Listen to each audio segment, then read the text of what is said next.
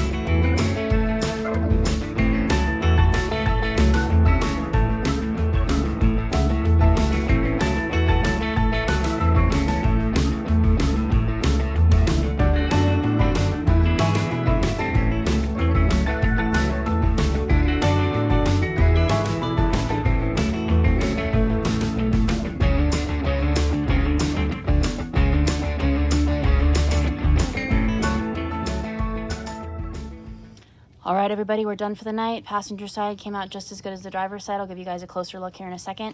And we're also ready to try to fire this beast up tomorrow. So thank you guys so much for watching. Hope you'll tune in again tomorrow. Have a very blessed evening, everybody. Take care.